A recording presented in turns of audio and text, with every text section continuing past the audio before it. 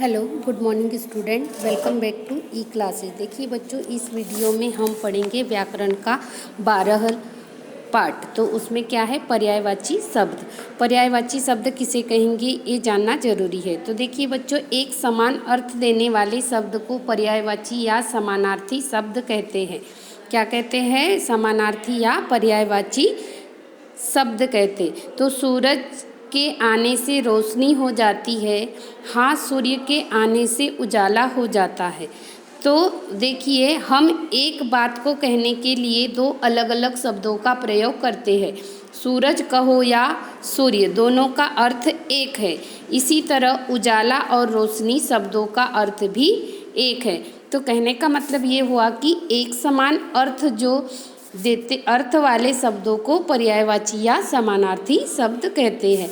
तो देखिए बच्चों, कुछ एग्जाम्पल आपके बुक में दिए हैं। जैसे कुछ पर्यायवाची शब्द इस प्रकार है, आपको पिक में दिख रहा होगा।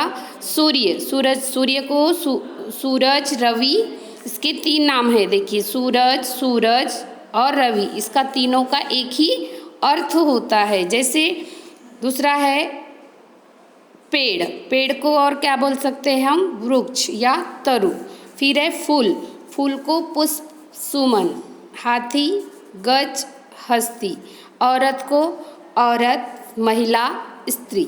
आँख को आँख, नेत्र, नयन। चांद, चंद्रमा, शशि। रात, रात्रि, निशा। बारिश, वर्षा, बरसात। विद्यालय, पाठशाला, स्कूल। अब देखिए, कुछ पर्यायवाची शब्द आपकी बुक में दिए हैं। जैसे सुबह, सुबह को क्या कहेंगे? सवेरा, प्रातः। पुत्र को बेटा, सूत। शेर को सिंह, केसरी। राजा को नरेश, भूपति। आकाश को आसमान, गगन। पानी को जल, नीर। पृथ्वी को धरती, धरा। प्रभु को ईश्वर, भगवान। दिन को दिवस, वार। आग को अग्नि, ज्वाला। पक्षी को खग, पंछी। घोड़ा, अश्व, तुरंग।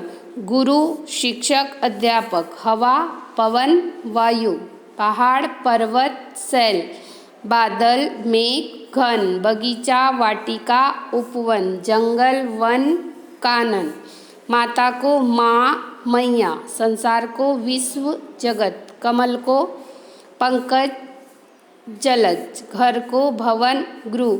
गाय को गऊ, धेनु। कपड़ा, वस्त्र, परिधान। समुद्र, सागर, सिंधु। मनुष्य, नर, मानव। तो देखिए बच्चों, ये क्या है? आपके पर्यायवाची शब्द है। अब इसमें कुछ आपको प्रश्न दिए गए हैं। दिए गए शब्दों के पर्यायवाची शब्द पोटली में से छांट कर लिखिए। तो ये आपको ऑप्शन दिए रहते हैं, तो आपको उनमें से लिखना है। तो देखिए, पत्र का क्या होगा? खत, चिट्ठी। दूसरा है धरती का धरा, पृथ्वी। बादल का मेघ, धन। वर्षा का बरसात, बरखा। संसार का जगत, दुनिया। तो लिखे, एक लिखे हम, दो लिखे आप। तो शशि का चांद, चंद्रमा। फिर रवि का सूरज, रवि। उपवन का बगीचा, वाटिका। आँख का नयन, नेत्र। फिर है समूह से अलग शब्द पर गोला लगाइए या घेरा करिए। तो पेड़ का क्या होगा? वृक्ष और तरु होता है। तो जो नहीं दिया है उसको हमको घेरा करना है। तो देखिए, पुष्प को हम गोला लगाएंगे। फिर है कुसुम, कुसुम में फूल और टहनी। और सुमन, तो फूल, कुसुम का मतलब फूल होता है और सुमन टहनी नहीं होता, तो उसको हमको गोला लगाना। फिर वायु का विद्या, हवा, पवन। वायु यानी हवा भी होता है, पवन भी। विद्या नहीं होता, तो इसको गोला लगाना।